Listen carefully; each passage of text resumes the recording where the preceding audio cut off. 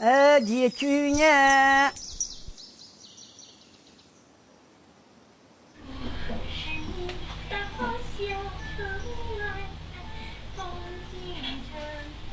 你还吃了吧？几几年一位的？今年20不对，年纪些嘛，干嘛93岁，71年了，干嘛小高了来带了，不出去买了。我看到那个很多人朋友圈在转发这个老爷卖甜酒酿的事情，他推着那个车还走错了路，然后手臂啊这些地方都摔伤了。年纪这么大了，挺不容易的，也挺感动的，所以就想帮帮他。这个是这日子的。我俩嘛，这嘛两个是进区那边的，这是你去年太赞了，是这样。你看这个。这个糯米，这里今年不是糯米，这里通湿了菌，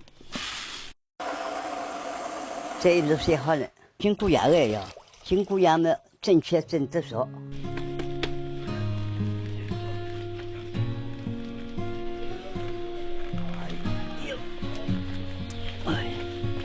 本该我打来打去嘛，我爷爷买到立新路，菜场还有我，原来我生意去年还过去点，到要卖高一个人还20块呀。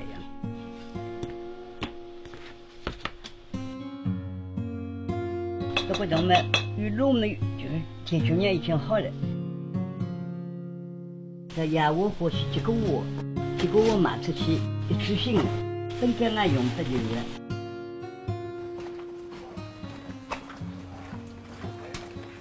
对啊。拿来带了。嗯。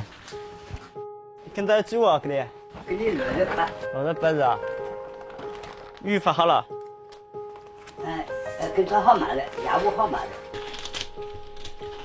他们我自家是慢慢的从30多窝，小高拉带嘛，牙痛带去嘛。原来我60几不头，跟着你刚刚70不头。钞票帮我买呢？没。啊？我钞票不呢。我买去了。很多人就是来买的时候就说，从小吃着这个老爷做的甜酒酿长大的，有的可能50、60岁的大伯、大妈，他们都是到现在一直还记着这个味道。买了咱们不去买了，这些买这咱们去买了。